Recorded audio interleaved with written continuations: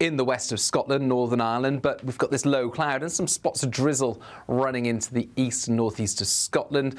Perhaps the low cloud reaching as far as Glasgow and Edinburgh, and certainly extensive across southeast Scotland, northeast England, where again some drizzly outbreaks will be occurring during the first part of the day. But as the morning progresses, the cloud will be nibbled away by the sunshine. It will lift and break up. And really by late morning, the cloud becomes more restricted to parts of the Midlands, northern and northeast England. I think it will be slow to clear parts of northern England, but eventually, by the end of the afternoon, it will be more restricted to the east coast, with plenty of sunshine elsewhere. And where we get the longest sunny spells, temperatures will reach the low 20s. However, that North Sea wind will make it feel on the cool side for the east of England and north and east Scotland. Sunday starts off in a similar way. A lot of low cloud across many parts of the UK, but it tends to retreat back to the east coast once again. Sunshine breaking out widely. Chance of a few showers Monday, Tuesday, but away from those showers, plenty of sunshine continues with highs into the low 20s. Heavy showers first thing will be followed by a warm, cosy day. Boxed Boilers, sponsors of weather on GB News.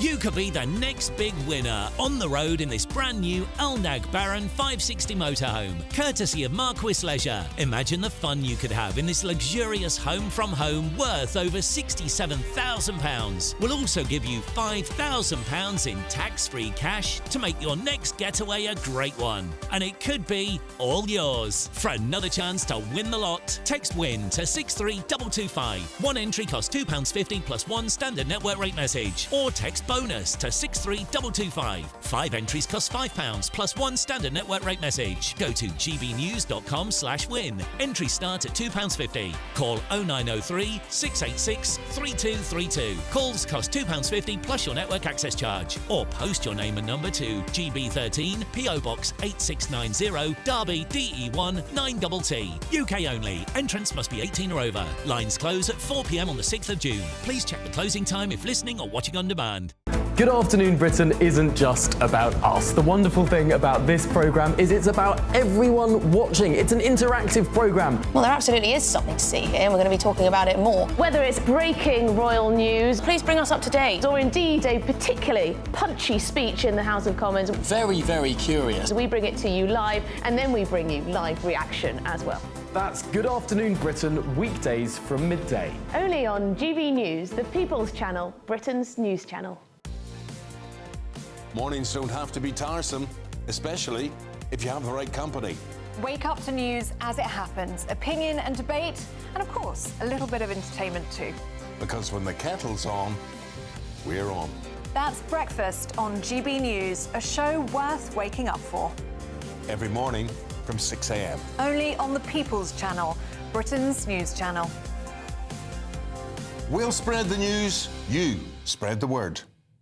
Hi, I'm Michelle Dewberry, and my show is your opportunity to cut through all the noise and dive in headfirst to some robust debates. Ideas clash. Situation, No, because the failure is... You're deliberately avoiding my point. Nothing's held back. And if you think this is the end of it, wait for more. And we do not shy away from the difficult stuff. Sometimes I want to shake people and say, if only you understood. So join me on Dubes & Co. weeknights at 6 p.m, only on GB News, Britain's news channel.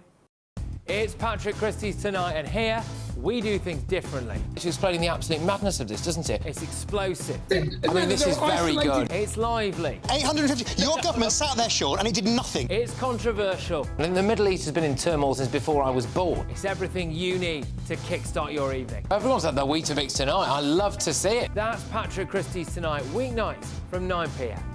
Only on GB News, the People's Channel, Britain's news channel.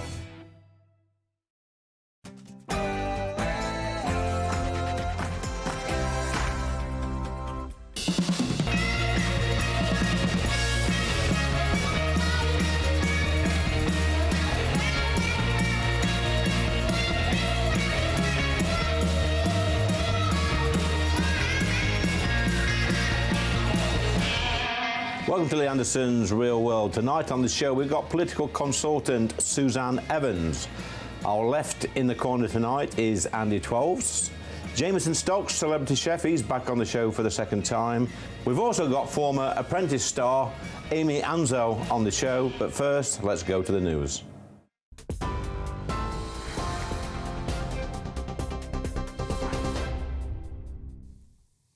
Very good evening to you. Tonight at 7, Sir Keir Starmer is poised to U-turn on Labour's winter fuel payment cuts after growing pressure from his own MPs.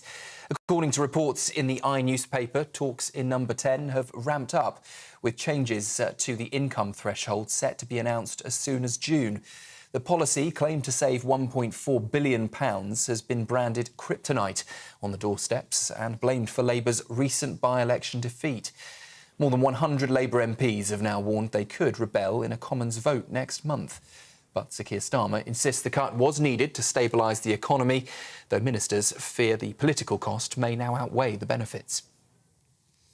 2 firefighters and a member of the public have died in a huge blaze at Bicester Motion, a former RAF base in Oxfordshire. The fire broke out on Thursday night, with locals reporting loud bangs and plumes of smoke. The victims include a close friend of the site, home to dozens of motoring and aviation firms. 2 more firefighters are still in hospital with severe injuries. The county's fire chief, though, has praised the unwavering bravery of the crews in attendance and says more details will follow. MPs today voted to protect staff from being forced to take part in assisted dying under a new proposed law for England and Wales. The bill, put forward by Labour's Kim Leadbeater, would allow terminally ill adults with 6 months to live to seek help to end their lives. It passed its first stage last year and has since faced months of emotional debate and major changes. One of the amendments would stop doctors from raising the option of assisted dying first with patients. Further votes are due later in June. Ukraine and Russia have agreed to swap 1,000 prisoners of war each after their first direct talks in more than 3 years. The date is set but remains secret, with both sides also discussing the prospect of a ceasefire. But Ukraine's President Volodymyr Zelensky is calling for a strong reaction if no peace deal is reached. Turkey helped to facilitate the talks, with United States officials also attending. And Donald Trump says he now wants to meet Putin as soon as he can, as pressure builds for an end to the war. And the UK is turning up the heat this weekend, set to be warmer than Ibiza, with temperatures hitting 25 degrees in parts of the west. It follows one of the driest springs in over a century, with rainfall nearly 20 millimetres below the previous record low. Farmers say they're already having to irrigate fields weeks earlier than usual, despite full reservoirs from a wet winter. And with more dry days ahead, the Environment Agency is warning of a risk of drought this summer. That's it from me for now. A full roundup from the newsroom in an hour's time. Now, though, it's back to Lee. For the very latest GB News direct to your smartphone, sign up to News Alerts by scanning the QR code or go to gbnews.com/alerts.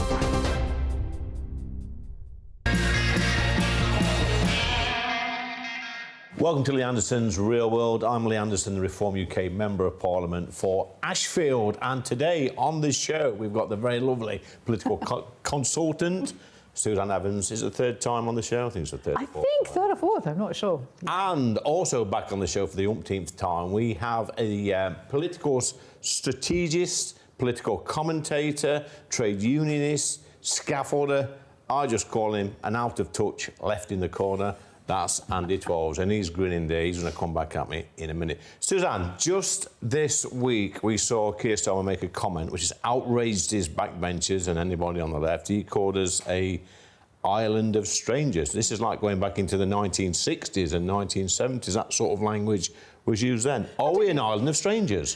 I think it's interesting. Keir Starmer delivered his speech, and a lot of people listening would have thought, what does he mean? Are we becoming an island of strangers? We're an island of strangers already. You look around a lot of places, so say in London, in some areas of London, you've got around more than 40% of the population who were never born in Britain. And same in some areas of Birmingham as well. And it's a weird sort of thing for Keir Starmer to say, because I think he's really scared about reform. Yeah. He's scared about what you guys have achieved in the recent local council elections, the fact you've got another MP in Parliament, 2 mayors now.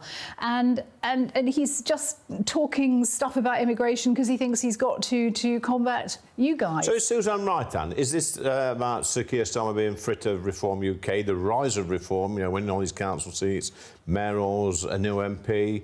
Is he just trying to appease a certain demographic in society who he hopes will come back to vote for him? I don't know if it's just that. I think certainly the speech was political, but I mean, this white paper was written and announced 3 months ago. You know, so this did predate, you know, even the predictions of Reform's success in the local elections, and it was a manifesto pledge at the end of the day. So I don't think it's particularly about Reform UK.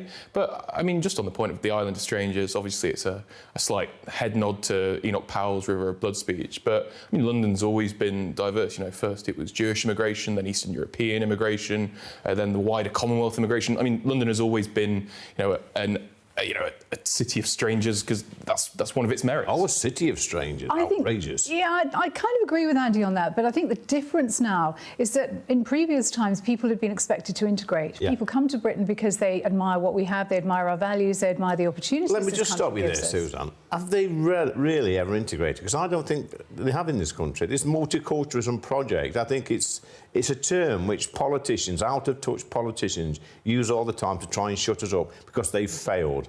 I think that's true since the Tony Blair era and since the policy, the ideology of multiculturalism, this idea that you could come to Britain and you didn't have to change, you didn't have to integrate, was pushed since the Blair days. But I think before that they did. I mean, I think the Jewish community is very well integrated. I think the Hindu community is very well integrated as well. I've got some Hindu friends who seem to be more British than I am in terms of their attitudes. But then go to places like Bradford in the north, where you've got the Pakistani community that live. Absolutely. You know, you go in these areas and you don't see any white people at all, do you? No, you don't. And is that integration? It's not at all. And I remember a few years ago there was some research done into taxi drivers in that area, and it was never the twain shall meet. You know, the white taxi drivers stayed in the white areas, the ethnic taxi drivers were just in their little patches, and there was clearly no integration. And we have an island now that's strange, I think, because of the fact that you have so many people who just don't seem to want to be British almost. They want to come here and to be in Britain, as I said, because of what it has to offer. So just the other day, for instance, I was in Mitcham in Surrey. I was in the chemist, and I just looked around. There were only 4 of us in the shop, 3 other women, me, and then the other 3 women. One was wearing a niqab, a full face veil. The other one had the jilbab with just her face showing, but otherwise head to toe in black. And the third was wearing a hijab. And I thought, when did we become a country where so many women were dressed like this in one place? And I disagree with that outfit as Andy, well. Suzanne sort of suggested that some people will come to this country, not even attempt to integrate and adapt to our British culture, our way of life and our values like that. But they like the benefits of living in this country, don't they? I mean, probably, yeah. Sometimes state benefits. Oh, you can't receive most of the state benefits without getting citizenship, so I think that's a bit of just a false argument. But the point on integration, you know, it's been a reactionary talking point for the better part of a century. You know, when the Jewish immigrants came here, they were saying they're never going to integrate, they're never going to integrate. You know, your Oswald Mosleys, your Enoch Powells, those kind of people were like, no, they're never going to integrate. Now they're seen as, oh, well, they're great, they're integrated. So it's always been a reactionary talking point of, well, the outsider will never integrate. So I just don't buy the argument. Poor comparison. Well, not really. It's exactly the same rhetoric. I think unfortunately this country has had a pretty shocking record at times on anti-Semitism. Yeah. I think that's the issue there. But just going back to Keir Starmer and his speech, you know, and Andy says it's not about reform. It's not trying to tackle the reform voter base, which I've always thought was very much Labour heartlands as well as taking votes from the Conservatives as well. But you know, he's worked his whole life to make this an island of strangers. Yeah, he has. Yeah. He's absolutely always been against immigration. Yep. He's voted against it more than a dozen times. Against immigration? You mean against immigration control? He's against immigration control, yeah. He's voted against immigration control at least 15 times, I think, in Parliament. I think one other thing, just the makeup of Parliament itself, you look at it now. I think that's the thing, Andy, what Suzanne says. I don't think people actually trust Sir Keir Starmer on this because he's like a wolf in sheep's clothing now. You know, historically, and this is a man who, when we talked about leaving the EU, he sort of suggested that controlling immigration was racist somehow. Now he's totally changed his tune. I mean, I agree. I think people can change their opinions. I mean, you know, God knows you have, Lee. I mean, He's got to have that slide dig there. Well, you know, you've got it. Keir's entitled to change. He's clever again, but he's not that clever, trust me. Yeah, go on. Keir's entitled to his views and entitled to change them. And, you know, now he's Prime Minister, obviously it will be different because he's got to look after the nations of the country, not just the interest of the nation, not just the interest of the party. But how does this sit, Andy, with his backbenchers who are quite furious with this tone? I mean, the backbenchers are always going to be angry about something. He's got a large enough majority, he can do what he wants. You know, the way that he controlled the selection of candidates means that he's got some extremely strong bases of loyalists on the backbenches, so I don't think he'll really have an issue. Suzanne? Yeah, I think that's probably right. Let's see what happens. I think the proof of the pudding is in the eating here. It's very easy to stand up and make a speech and say you're going to control immigration. I mean, how many prime ministers have done that over our lifetimes? So many, and they've pretty much all failed. And of course, in just the last week alone, 1,000 young men have crossed the channel in boats. We learnt last week that one of the Iranian terrorist suspects who'd been arrested had come over on a small boat. Yeah, so it begs the question, are we importing terrorism, Andy? I don't think generally, no. I'm sure that there are some, but I think to say we're importing terrorism... some? I think importing terrorism suggests that every single one of them is a terrorist, and it's just not true. Yeah. No, I don't think... I didn't say that. I don't think... Well, saying you're importing terrorism does... Are we importing terrorists, Suzanne? Yeah, we clearly are. I mean, these guys were imported and they turned out to be terrorists. Yeah. There's no doubt about that. I mean, what worries me as well is the way in which our parliament is changing. You know, we've got now so many MPs who seem to care more about Palestine and building an airport in Pakistan. We had it behind me in the chamber this week. The Islington MP, Jeremy Corbyn, had a pop at me. Yeah. And I call him the MP for Islington North and Gaza. I think that's what he is. I think that's fair. He's not here to defend himself, by the way. I'm sure he would deny that. So, yeah. I don't think he'd deny that he was a great supporter of Gaza. Yeah. So I think you're perfectly fine to criticise him. And it's not just him, it is so many other people who seem intent on turning this into an island of strangers, actually. And actually, Andy, Suzanne raises a good point, because when I sit on those green benches in Parliament, some of the MPs, I've got the ones behind me, the Independents and Jezza, and then a few on the other side, every time they get up to ask a question, I'll nudge Richard or Nigel, I'll say, this will be about Gaza. And they never mention their own constituency. It's always about a foreign land or a conflict in a foreign land. Why is that? Well, I'm sure that's not true. I'm sure they have mentioned their constituency and their constituency issues in Parliament. I'm sure some of it is that it's a foreign questions debate or something that is appropriate. It's not. But I mean, you know, what do you want me to do? What do you want me to defend some random independent MPs? No, some Labour MPs. Labour MPs? Which Labour MPs? Zara. She's an independent MP. Well, what about Nadia Whitson? Yeah, in Nottingham. Well, I mean, she's done incredible things for transport in Nottingham City, so I think her constituents are pretty well served. The way that she's been opening community centres in her constituency, the way that she's actually been trying to support the community centres that Nottingham City Council have cut is actually Labour pretty Council? admirable. Yeah. Labour Council. Yeah, I mean, because the Tories starved them of funding. He's saying on to the straight face, why is it, Sam, these people, these MPs in Parliament, they don't talk about their constituents, they're forever talking about Gaza? Because they know that that's where their vote comes from, let's be honest about that. That's the reality, Andy.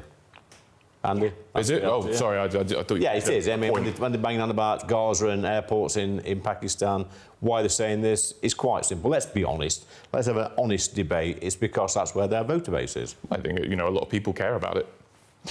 You speak to the issues that your voters care about.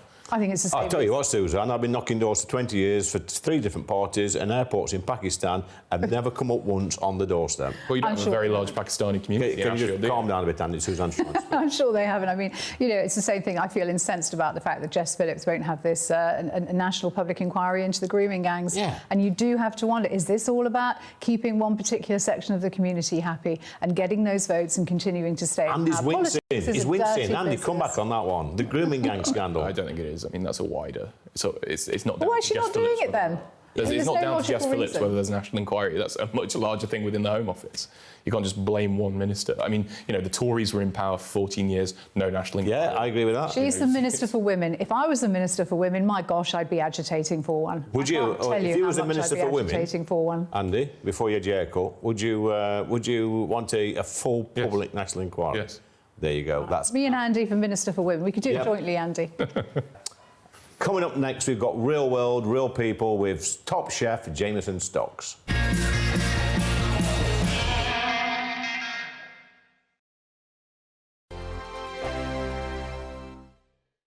It's Patrick Christie's Tonight, and here We do things differently. It's explaining the absolute madness of this, doesn't it? It's explosive. I mean, this is very good. It's lively. 850. Your government sat there, Sean, and he did nothing. It's controversial. And the Middle East has been in turmoil since before I was born. It's everything you need to kickstart your evening. Everyone's had their Weetabix tonight. I love to see it. That's Patrick Christie's Tonight, weeknights from 9 p.m.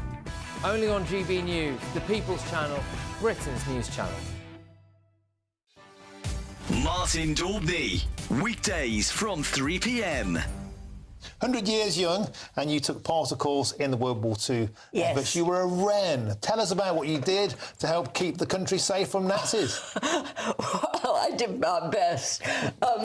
Well, I was so determined that the Germans weren't going to come into our country, the Nazis.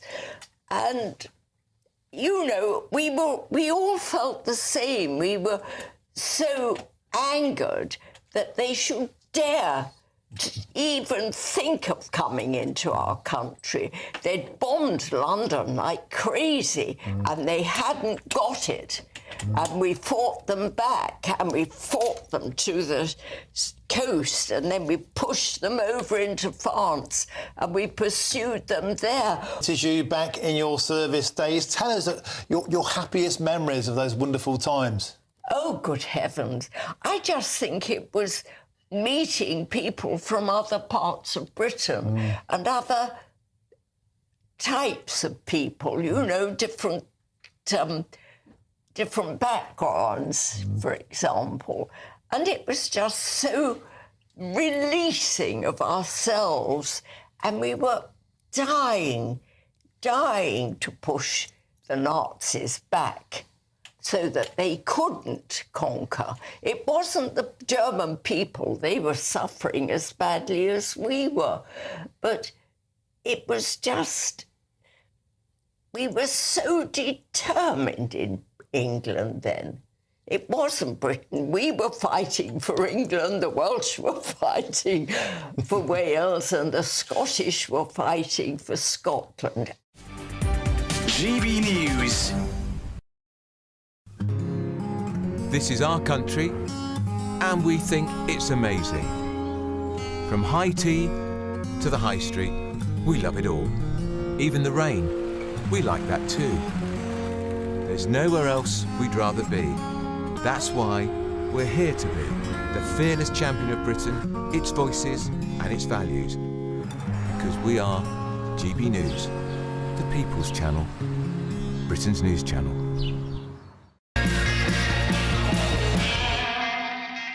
Welcome back to Lee Anderson's Real World. It's time to Real World and Real People. See what real people are actually thinking. We've got Jameson Stocks back. He was on the show over a year ago now, Jameson, before the last election, but I've got a killer question for you.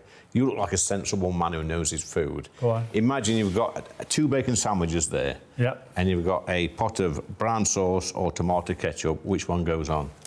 Brown. It's got to be brown, hasn't it? Yeah, brown for me. Man after my own heart. So I've had this discussion on social media. Yeah. Some people say red, but don't say that's a bit too sweet. Maybe if you've got an egg on there. Maybe. Listen, when I was younger, I used to love tomato ketchup, but now I've got a little bit more. OK. Right, let's get back to some common sense. It's been over a year since I saw you, mate. It has, yeah. Glad to have you back. What have you been up to? Oh, been a lot. I've opened 2 or 3 restaurants since. Opening more stuff, restaurants after restaurant. And there I mentioned the V word, veganism. What we're doing about that? Well, I am actually doing a discussion about veganism in Cape Town in a couple of weeks. Wow. I'm actually headlining a big food festival over there, probably the biggest food festival in Africa. 17,000 people are expected to come to it over 2 days. And it's going to be beamed over 75 million people across Africa live. Yeah, and I'm headlining it. I've said it before, I'm sort of having some sort of vegetarian feelings as I get older. I'm thinking more about the animal rather than just a piece of meat on the shelf you see in the supermarket. I don't see that as an animal. I don't think any of us do, really, do we? Maybe that's your age, but I look... Oh, thanks for that. I look at it as the animal and, you know... So would you butcher an animal and then eat it? Yeah. Yeah, see, I'd struggle with that one, because I do like animals, so I'm a bit of an hypocrite, really, aren't I? But if I could cook like you could cook and make vegetables taste superb and nice, I'd probably probably won't eat meat. Yeah, I mean, that's the sad thing now. Vegetables are actually becoming quite expensive. Yeah. You know, to get a plate of vegetables, you can probably get a piece of meat for the same price now. Really? Yeah. So tell me about these pots and pans. I saw some pots and pans earlier. Where have they gone? Oh, they're here. They're here. They're here. Look, and these have got your. Is this your name on there? Yeah, Jameson. They're in partnership with one of the oldest established pan companies in the world. Okay. Agnelli, 1907. Yeah. I had the option to put them on, like, my own name on the pans, and I said no. Let's stick to tradition here. And what's so good about these pans? Well, first of all, I created them and designed them, and also you get a lifetime guarantee. Yeah. You know, they're not Chinese; they're properly made. And, but the Chinese aren't here to defend themselves, by the way. I'm sure they would say that their pots and pans are great, and Jameson would say his pots and pans are good. Where are they made? Yeah, they're actually made in Milan. In Milan? In Milan? Not in this country? I had this discussion on another GB News programme the other day. I would love to get them made in this country. So why can't they be made in this country? I'm interested. It's too expensive. Too expensive? It's too expensive. They're just too expensive. This will be down to the net zero stuff, I think. You know, it's cheaper to get them made in Milan than it is to get them made here. It's absolutely incredible. It's criminal. So you've opened 3 new restaurants. Yeah, 3 establishments. Whereabouts? I've got one in Chichester, which is within a food hall. Yeah. We do kind of simple street foods, smoked brisket, smoked pork, pulled pork, that kind of thing. We've got a boat out over in Chelsea, which we're bringing out. Tell me about brisket, because I had some in America 3 years ago. Is it good? Yeah. Yeah, well, it's obviously... How'd you cook it? Well, for those who don't know what brisket is, it's obviously that part of the cow. We make our own rubs, and then we smoke it for 16 hours in our own smokers with charcoal and oak. Yeah. And we just let it smoke really gently, 200 degrees for 16 hours. Take it out, let it rest, fold it in the butcher's paper, and then it basically just falls apart. Yeah, it's nice. And we use that. We do that with triple cut chips, homemade barbecue sauce, homemade pickles. We do the same with pork. And we've just recently acquired a boat down on the coast, and we're going to start bringing our own crabs in from Chelsea, which goes on this weekend. A little plug down. So we're going to do loaded crab with chips. Just really simple, casual dining where people can afford it. So it says on my notes somewhere, I can't find them at the moment, but you're a big fan of Meghan Markle. I'll say that with gritted teeth. If you could cook Meghan a meal, what would it be? I would cook her something which she's done on a TV show, but do it the proper way. Because you criticised one of her TV shows, didn't you? Well, she only has one TV show. I did criticise it. I was asked by a national newspaper to review it, look at it, watch it from a chef's point of view. And I mean, you don't really need to be a trained chef to know that half of it's edited out and kind of smudged a little bit. It is what it is. I don't have any ill feeling towards her.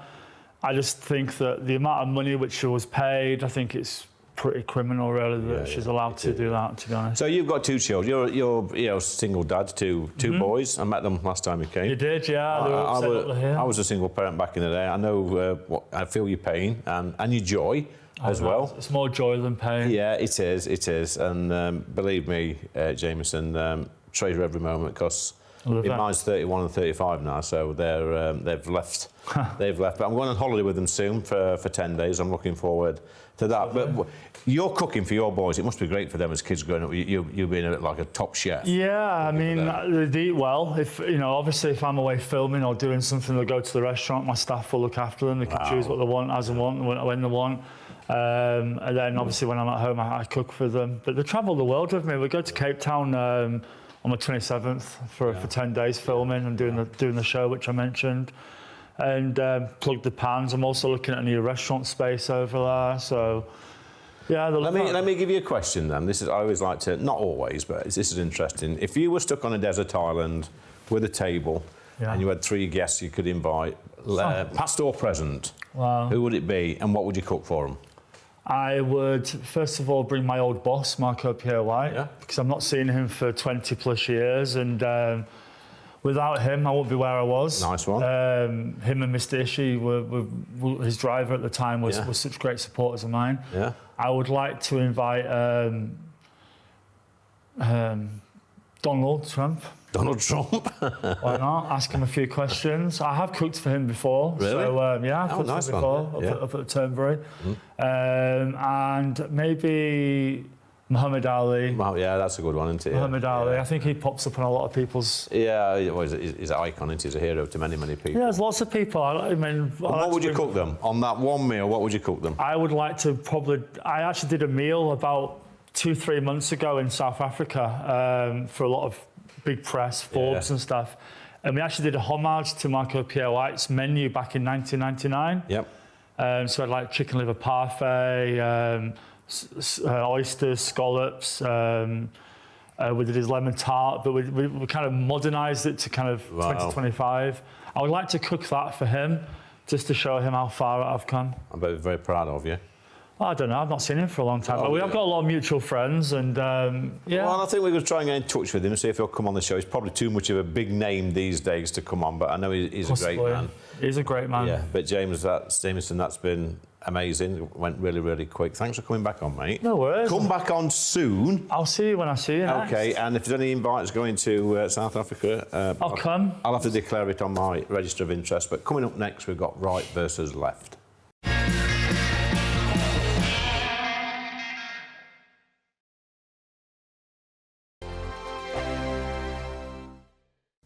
Hello again and welcome to the latest update from the Met Office for GB News. High pressure remains in charge of the UK's weather this weekend. That means plenty more dry and settled weather. Not entirely clear though. There is a lot of cloud waiting in the North Sea, and with winds circulating around high pressure in a clockwise fashion, we're going to see those winds bring the low cloud in after dark, and that low cloud will spread to much of northern England, the Midlands, East Anglia and the southeast, parts of northern and eastern Scotland. I think it'll break up as it moves west, particularly for northwest England, parts of Wales and the southwest. Clearest skies remain to the west, especially Northern Ireland, western Scotland, and here temperatures dipping to the low single figures, but that's where the sunniest weather will be first thing this weekend. Plenty of sunshine in the west of Scotland, Northern Ireland, but we've got this low cloud and some spots of drizzle running into the east and northeast of Scotland.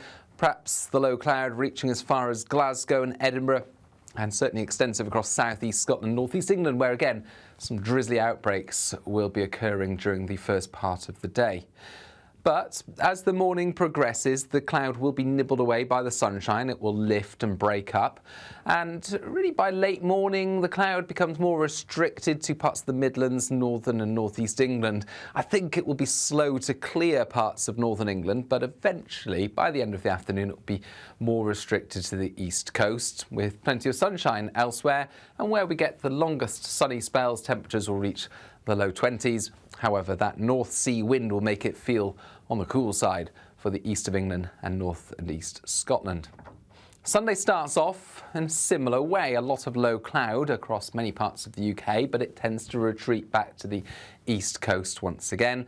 Sunshine breaking out widely. Chance of a few showers Monday, Tuesday, but away from those showers, plenty of sunshine continues with highs into the low 20s. Hi, I'm Michelle Dewberry, and my show is your opportunity to cut through all the noise and dive in headfirst to some robust debates. Ideas clash. Situation, isn't it? Because the failure is... You're deliberately avoiding my point. Nothing's held back. And if you think this is the end of it, wait for more. And we do not shy away from the difficult stuff. Sometimes I want to shake people and say, if only you understood. So join me on Jubes & Co weeknights at 6 p.m, only on GB News, Britain's news channel. Good Afternoon Britain isn't just about us. The wonderful thing about this programme is it's about everyone watching. It's an interactive programme. Well, there absolutely is something to see here, and we're going to be talking about it more. Whether it's breaking royal news, please bring us up to date, or indeed a particularly punchy speech in the House of Commons. Very, very curious. We bring it to you live, and then we bring you live reaction as well. That's Good Afternoon Britain, weekdays from midday. Only on GB News, the People's Channel, Britain's news channel. Well, it says on my sheet here, I'm supposed to be delighted to be back for the right versus left section, but Andy Twelves has sat here, so I'm not that delighted. Just been having a bit of banter before we came back on. But look, just this week, the Labour Party's, their answer to tackle crime in this country and to reduce crime is to let hardened criminals out after serving just a third of their sentence.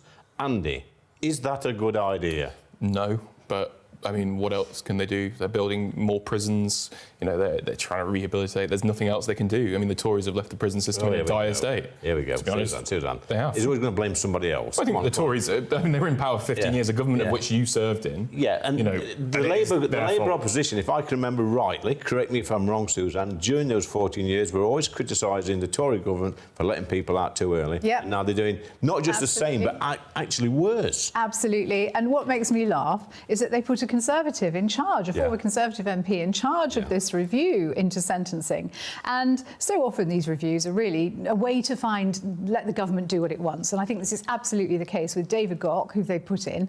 He's one of the wettest of Tory wets. He was opposed to Brexit. He was opposed to controlling immigration. And he's on the record as saying that he thinks sentences should be shorter. So this review is going to happen and the government's just going to say, oh, well, the former Tory told us it's fine, therefore we're going to do it. The whole thing's a complete joke. We need to be much, much tighter. The fact is there are not enough prisons and the ones that we do have are not staffed adequately. And I agree with you that former Conservative government should have been building more prisons. Yes. I'm glad Labour is now. But personally, I think we should be looking at commissioning old cruise liners, for example, and turning those into prisons. Why not? This is an absolute crisis. There are 1,000 places left in men's prisons. That's going to be full by November. And when these cruise liners are full, Susan, Australia. Well, get another one. Go to Australia with them. Is that I mean, is that the Reform UK's official policy? Is that here we the go. Reform Here we UK go. policy? Twisting words right now. What is the Reform UK answer, Lee? Oh, for criminals. Yeah. How would you deal it if? Obviously, build more prisons. But I always go. That takes a while. That takes Are you a while. going to listen? Are you going to pay attention? Stop being rude, interrupting. Susan didn't interrupt. I'll tell you what we'll do, Andy.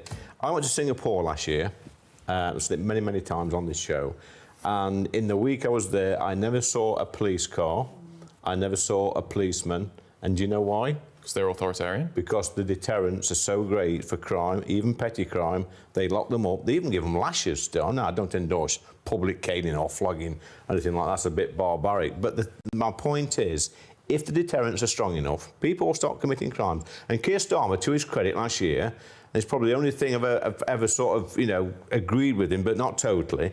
During the riots, the Southport riots, those people who were out throwing stones and causing trouble and being horrible, setting fire to buildings, within 10 days they were arrested, tried and in prison.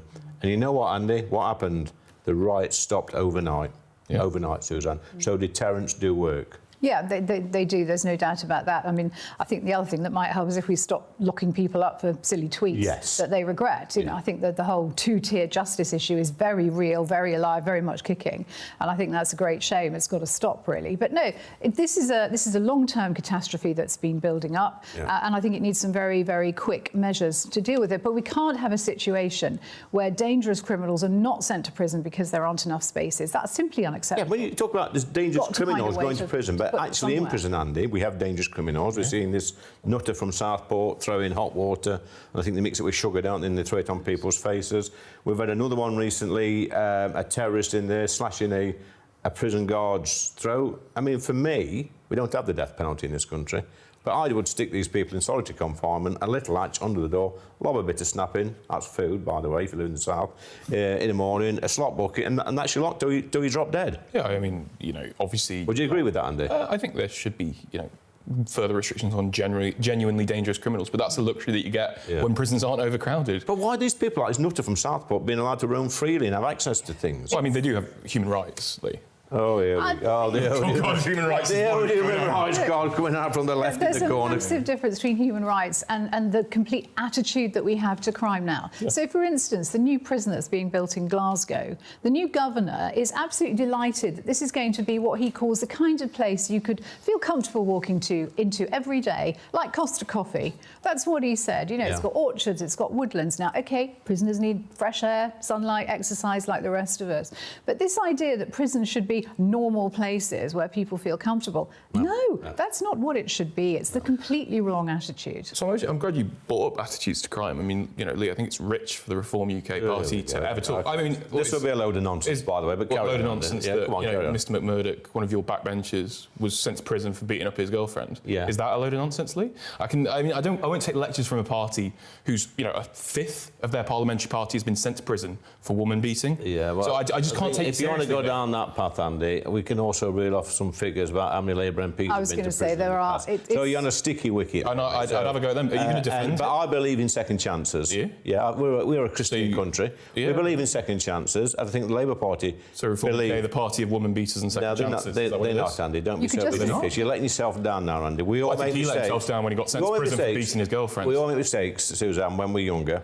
I mean, there's mistakes and then there's beating up your girlfriend. I mean, look, I'd hate to be the arbiter in this row here, but you know, yeah, everybody makes mistakes. That's true. I'll tell you what, Suzanne. While we're on now, and Andy's coming the big one, I want to invite you to come into Parliament and meet with James McMurdoch and discuss this. Yeah, Will you do that? Yeah. Yep. Okay. Carry on, I Suzanne. mean, personally, you know, I don't think anybody who has that background should be an MP. However, Andy is very rich. There are so many MPs in Parliament. You could say the Labour Party is the party of vote rigging and fraud on the same basis. Unfortunately, Labour MP isn't sat in front of me lecturing me about voter security. But the fact is, all political parties, I'm afraid, have got massive skeletons in their cupboard, and I think the whole flipping place needs cleaning up. Well, this isn't a skeleton in the cupboard. This is a skeleton on the backbenches. Andy, you've had your say. And why are you at it? Why is that it, Suzanne? What about Sir Keir Starmer when Jimmy Savile were on the prowl doing all this nasty, horrible stuff? Did he turn a blind eye? He knew what was going off. Why wasn't he arrested and charged? I mean, is that acceptable? He was director of public prosecution. You can't order the. Yes, arrest. he can. Yes, he can. It's the police. The police press on the case. He can make sure that case comes to trial. He was the head. He was the director of public prosecutions. So what are you going to say about that, Andy? This is a man who oversaw Jimmy Savile on the prowl, other celebrities as well. You know, and he's also prosecuted the first grooming gang. These are paedophiles that are on the loose and has done nothing about it. I mean, that's not true. Not true. That's not true. I mean, he was the first director of public prosecutions that went after the grooming gangs. Well, there are umpteen members of Parliament who have been to jail, have committed serious crimes and escaped jail, and I think anyone could point the finger at any one of them. Yes. Like I said, the whole thing is a bit of a cesspit. Yes. Politics is a nasty business. Yes, and it seems that 650 MPs in that place where I work, and there seems to be a high proportion of people getting up to all sorts of nonsense. Yeah, I mean, a fifth of your party are women. You know, the same proportion as the women in your parliamentary party. So you know. Well, we could talk all day about indiscretions and indiscretions, woman beating. Andy, you've had your say, mate. Indiscretions and things were done wrong in the past. James has admitted it. I think he's going to do a debate on domestic violence as well. Pro or against? That's well, I mean, with his track record, you never know. That's uncalled for, mate. I mean, that's quite cowardly. I mean, he's a convicted criminal. Andy, that's a cowardly thing to say. It's a cowardly thing to do to beat up your girlfriend. Listen, it's a cowardly thing to say. No, I won't take lectures. No, shut up. I won't take lectures. It's a cowardly thing to say when he's not sat there beside you. I'd say it to his face. Yeah, when he's sat there beside you, then say it to his face. I'd say it to his face. That's very cowardly. I would say it to his face. Yeah. You know, we're talking about crime here. There are degrees of crime. I think also this idea that people are going to be released early, I think needs to take into account the seriousness of the crime. But what, as I understand it, that Shabina Mahmood, the Justice Secretary, is thinking about doing is if you commit a crime once you've been released on parole, then you have to go back to prison just for a maximum of 28 days. Again, that's another way of saying, well, if you misbehave a bit when you're on parole, don't worry, you'll only do another month inside. That's not the case at the moment. And that also worries me, that that's something that's again looking very, very soft on people who actually leave prison and then go on to commit another crime or breach the rules of their parole terms, whatever it might be. I think fundamentally this is a capacity issue, and you know, Labour are going to be in government for another 4 years. I think, to be honest, it'll take that amount of time to build enough prisons to build that capacity. How long did it take to build that Nightingale Hospital that nobody ever used? 2 weeks. It wasn't very long, was it? Why can't we do the same? Well, I mean, you've got to have significantly more security and more checks. And that's why you've been on your... It's still a building that goes Why up. you've been on your high horse, Andy, having a pop at somebody who's not here to defend themselves. Well, Jimmy Savile's not here to defend himself, but you went after him. You went after Keir Starmer, he's not here to defend himself. You're making yourself look daft again, so let me just come back. Going after a woman beater. I want to come back and just say, if you're going to be quiet, stop being rude and interrupting. I want to say something while we close this part of the show. I spoke to James McMurdoch at length about this. He told me about the time he went to a young offenders. You know, he was a young man, he was 19, he was drunk, there's no excuse. I'm just filling you on the situation. He was, not going anywhere in his life. It happened. He went to a young offenders. He never thought for 1 minute to go to a young offenders or prison for it, for the first offence. He went, and he was in his cell one night. He was in there for a few weeks, 2 or 3 weeks, I think it was. And he was watching TV, and he saw a lady come on the TV, and it was a girl he went to school with, and she was an opera singer. And she was doing very well out of life. And he said he lay there and he thought to himself, what am I doing with my life? Here's my friend who I went to school with, doing really, really well, successful, and I'm stuck in here for doing something disgusting, basically. So he came out of prison, he went to university, got his degree, got a job in the city, in banking, met a lady with a child, adopted that child as his own, has gone on to have 4 more children, he's had a successful career, never been in trouble with the law since. He's now become a Member of Parliament, and a great Member of Parliament, and he's totally changed his life around. So I think that's a great story, a great ending to a very miserable and sad start in life for somebody. And I think, yes, he did something horrible, and he's apologised for it, but I think, you know, that's a great story for any young man, 18, 19-year-old, who sat in prison today looking, thinking, where's my life going? You know, in 20 years' time, if they do the right thing, knuckle down, get an education, work hard, have a nice family, get that support, then they can do well in life. And I'm going to end it there, Andy, because I think you've been a little bit nasty.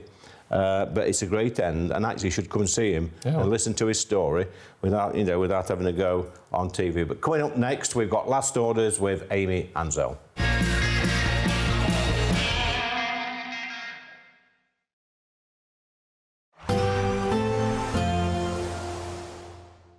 Can't wait to get in that sea. Lovely and warm. Just like the feeling of having great travel insurance. All Clear Travel Insurance sponsors GB News Travel Destinations Forecast.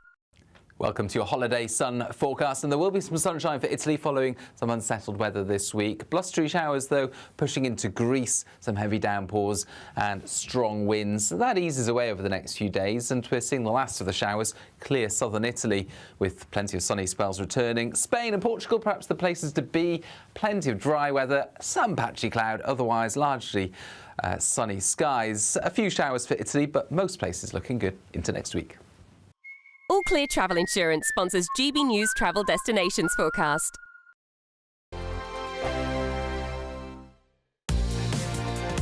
Mornings don't have to be tiresome, especially if you have the right company. Wake up to news as it happens, opinion and debate, and of course, a little bit of entertainment too. Because when the kettle's on, we're on. That's Breakfast on GB News, a show worth waking up for. Every morning from 6 a.m. Only on the People's Channel, Britain's news channel. We'll spread the news, you spread the word. Good Afternoon Britain isn't just about us. The wonderful thing about this programme is it's about everyone watching. It's an interactive programme. Well, there absolutely is something to see here, and we're going to be talking about it more. Whether it's breaking royal news, please bring us up to date, or indeed a particularly punchy speech in the House of Commons. Very, very curious. We bring it to you live, and then we bring you live reaction as well. That's Good Afternoon Britain, weekdays from midday. Only on GB News, the People's Channel, Britain's news channel. It's Patrick Christie's Tonight, and here we do things differently. It's explaining the absolute madness of this, doesn't it? It's explosive. I mean, this is very good. It's lively. 850. Your government sat there, Sean, and he did nothing. It's controversial. And the Middle East has been in turmoil since before I was born. It's everything you need to kickstart your evening. Everyone's had their Weetabix tonight. I love to see it. That's Patrick Christie's Tonight, weeknights from 9 p.m. Only on GB News, the People's Channel, Britain's news channel. From the school run to the home run, watch a new show for all of Britain. He can say whatever he wants. A straight talking show where all voices are heard. And, you know, when are we going to stop talking about smashing the gangs and actually do it? With the stories that matter from every part of our country. There's a bit of a crash landing there for your Chancellor. Bold, fearless and standing up for you. That's me, Martin Daubney, 3 p.m. till 6 p.m, weekdays, here only on GB News. The People's Channel, Britain's news channel. Join me, Nana Akwe, for an informative, interactive news programme with a difference. It's fun. No, you didn't say that, Dave. I'm so surprised. I think there's an element of truth to that. Join me from 3 p.m. every weekend, only on GB News, Britain's news channel. We're proud to be GB News, the People's Channel, and as you know, we always love to hear your views. Now, there's a new way of getting in touch with us at gbnews.com/yoursay. By commenting, you can be part of a live conversation and join our GB News community. You can even talk to me, Bev Turner, or any of the members of the GB News family.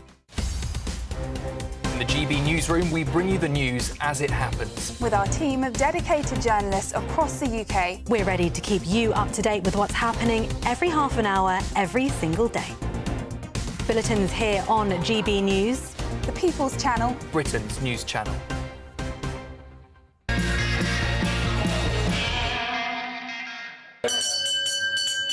Well, that eventually sounds like last orders at the bar. I've got Amy Anzo with me. You're a beauty entrepreneur, obviously. Yes, I am. What's all that about, Amy? Well, we manufacture beauty tools, primarily dermaplaning tools. So my brand's called Hollywood Browser Beauty.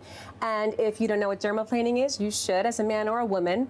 We primarily have products for women, but basically our products slough off the hair and the dead skin cells on the face, leaving you with a smooth, beautiful, radiant glow. Your makeup sits more flawlessly and your skincare products penetrate better. This is not a shopping channel, by the way. It sounds just like I do a lot of Amy, how did you get into this beauty stuff? It's a good story, actually. I moved here years ago. I married a lovely Scotsman, and I was acting for a while, and then I was producing. And while I was producing, I needed a part-time job, and I got a job presenting beauty products at QVC, the shopping channel. And I was given a hair removal device. And although we did millions of pounds of sellout shows, they were oftentimes returned, not due to my bad selling, but simply because they didn't work or people didn't like the smell of burning hair. And I thought to myself, people want a dermaplaner. They don't want this 250-pound device. So at the time, I was bringing over these dermaplaners from America to the UK because I couldn't find them in store. And then I thought to myself, light bulb moment, let me start manufacturing them because I truly believe everyone needs a dermaplaner in their routine. A dermaplaner, that's the future. Dermaplaner. But you're from America, the US. Yes, I'm from New York originally. And don't like to bring this up, Amy, but somebody tells me, I think it's James, our producer, that you were a career criminal back in the day. Is this true? Let's just put this to bed. Okay, it's semi-true. Career criminal. Semi-true. Semi-true. I did get issued a summons. Okay. I was a bartender briefly. And I had to do community service for a day. I was issued a summons because there was a sting operation at a bar that I was working in as a bartender. And I served someone underage. The legal drinking age is 21. 21, yeah. So there's a Columbia University, it was across the street. I did go there as a student, and then I worked at a bar across the street after university. And I served someone a Bud Light, and it was super busy. I didn't look for his license, ask him for his age. And next thing I know, I saw a cop flashing his badge. And I thought, oh my God, don't you have criminals to arrest? Not me. Proper criminals. But criminals. We believe in second chances here on GB News, especially on this channel. This is why we've got you behind the bar, even though you've got a dodgy past. You put that to bed, haven't you?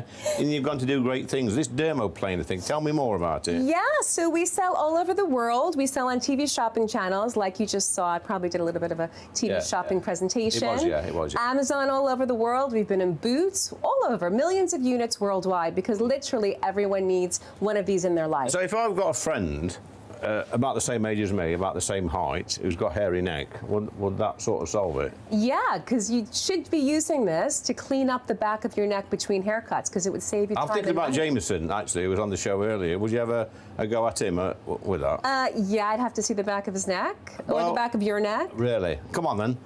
Let's have a look. I've got the camera on it. All right, so you see that there is overgrown hair. I can't see anything, because it's at the back of my neck, isn't it? So the viewers can see. Yeah. So the hair should sort of end here at your neckline, right? Not continue down all the way towards your collar. So what you would do is you would hold the skin taut, and then you would use this in short, light, feathery strokes, and the hair comes right off, you see? Short, light, feathery strokes. Yes, that's what I'm doing, and I'm giving you a smooth, clean. That feels good. Yeah, it like tickles almost, doesn't it? And so now the back of your neck, within seconds, has literally been cleaned up. It's so addicting, by the way. I love it. Yeah. I'm like going hair hunting, looking for more hairs. But literally, how long did that take? A few seconds, really. Seconds, yeah. And that's it. It's done the job. German stainless steel. No redness, no irritation. Hold on. Did you say German stainless steel? Yes, we can stop right now. Why is it British, not British stainless? Because I couldn't find any to use. Really? This was recommended. I tried all different kinds. Can you show the before and after? It feels pretty good, actually. So look, here, look up. So I literally showed you the before and after right in front of your eyes. Here's the before. This is where we started. Quite messy looking. Sorry, Lee. And then the after within seconds, leaving no redness, no irritation, no pain. Lee didn't say ow. Smooth, gorgeous, and perfect. Yeah, okay, well, that's great. Look, you're going to have to finish the other I side will, off I promise. before we go. How much do you knock these out for? So the duos sell for £14.95. Yeah. And the singles sell for £8.95, and they each last about 2 to 3 months. So this is 6 months of hair removal and exfoliation. What about nasal hair? Does it do nasal hair as well? Carefully, yes, I would recommend, or ear hair. Bang up the old hooter and A little bit, you know, don't just be careful about it. Well, I will you can be. also straighten out the brows, Yeah. unibrow, above the brow. Honestly, everyone should have one in their life, and you can travel with it on planes. It seems like, Amy, that my life is incomplete without one. I think I'll have to purchase. I'm going to use that in my marketing. No life is complete without a Hollywood browser. Hollywood Browser. Thank you and so that's much for the the name plug. of your company, isn't it? Hollywood. Yeah, Hollywood Browser, because I learned about dermaplaning when I lived in LA, Yeah. and I was pursuing acting there. I think many people will be Googling dermaplaning. Dermaplaning, yeah, it's Now, listen, all over. Now, we've got you behind the bar. Yep. There's a pint pot there. Okay. Part of this challenge really is for you to get you to pull a pint of neck oil Neck oil. in 30 seconds with the perfect head on. That's not a very long period of time, but I'll try. It is. 3, 2, 1. And Jameson was on earlier. Last time he was on the show, he got 10 out of 10. He doesn't like to talk about it at all, but he got 10 out of 10. Okay. If you go for it, no pressure at all. It's been 30 years, but I'll give it a go, okay? You don't look old enough. All right, well, darling. that's because I That must be the manufactured dermaplaner. great. That's Yeah, exactly. Yeah, it is, yeah. Go on, Okay. go for it. That's it. Give it some thrust. It's been 30 years since you poured a pint, guys. And if you just... Whoa. Yeah, it's not bad, actually. Keep going. It's You want me to keep fill going? it. It really goes to the... But No, you need to fill it, darling. no, it's got now some- it has to rest. Well, I think that... Hold on, wait. I don't know. I think the froth needs the dermaplaner, to be honest with you. It needs to come out and... I've anyway, done Guinness we have an before. expert. We have an expert in the building. Jameson's, he's lurking about at the back of the bar. Have a second go. No. Jameson, what are you going to give that as a score, mate? Oh, that's pretty rubbish. I'd say a 4, Oh if my that. gosh. Yeah. I was so looking forward to that. I need another go. It's gonna go down to Go on. I give the benefit Can of the doubt. I now that I see? Okay. Yeah, let's have another go then. All right, You might need some coaching from Jameson. The thing is, what I've done in More of an angle there. it's 45-degree angle is what I learned. I took mixology at Columbia. Mixology, what's that? It looks like you need to go back. Oh dear, that's a bit brutal. I thought you were a nice guy, Jameson. I am. Hey, look if I'm honest. Whoa. That's perfect. There you go, you see? Wow, it just took a one little And then the practice. next challenge... That's really beautiful, isn't it? 30 seconds to pull a pint, Amy. The next challenge is to drink it in 30 seconds. Do I really? I'd recommend that one because it will only take you 10. Can I just have a sip? It looks have a so sip then. refreshing. Have a sip. See. I think that's picture perfect, On then. just like the back of your neck. Yep, go on then. Let's see. Do the taste test. Cheers. Cheers. What's it like? Neck oil's really nice. Delicious. Light, refreshing. Just a little bit, A cheeky little flowery? number. Yeah, it's like something very fruity or light. Fruity, it's fruity. That's last orders with Amy Ansell. And Jameson, thanks for coming back to judge. No Always worries. a pleasure. Thank you, darling. Thanks, Lee. Sorry. Well, the advice worked. It's really nice. That's last orders. Thanks for joining me on Lee Anderson's Real World. It's been a great show, a little bit feisty in places, as you would expect. But coming up next, we've got State of the Nation. Well, on State of the Nation tonight, we've got some great stuff. We're going to be looking at Keir Starmer's plan for solving the illegal migration crisis. Is it going to work? We're going to debate that. We're also going to be looking at the shocking Lucy Connolly case, a lady awaiting judgment as to what her future holds while our prisons are planning to release sex offenders early. See you in a couple of minutes.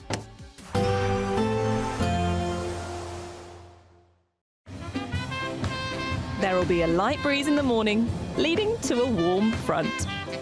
Boxed heat pumps, sponsors of weather on GB News. Hello again and welcome to the latest update from the Met Office for GB News. High pressure remains in charge of the UK's weather this weekend. That means plenty more dry and settled weather. Not entirely clear though. There is a lot of cloud waiting in the North Sea, and with winds circulating around high pressure in a clockwise fashion, we're going to see those winds bring the low cloud in after dark, and that low cloud will spread to much of northern England, the Midlands, East Anglia and the southeast parts of northern and eastern Scotland. I think it'll break up as it moves west. west, particularly for northwest England, parts of Wales and the southwest. Clearest skies remain to the west, especially Northern Ireland, Western Scotland, and here temperatures dipping to the low single figures. But that's where the sunniest weather will be first thing this weekend. Plenty of sunshine in the west of Scotland, Northern Ireland, but we've got this low cloud and some spots of drizzle running into the east and northeast of Scotland. Perhaps the low cloud reaching as far as Glasgow and Edinburgh, and certainly extensive across southeast Scotland, northeast England, where again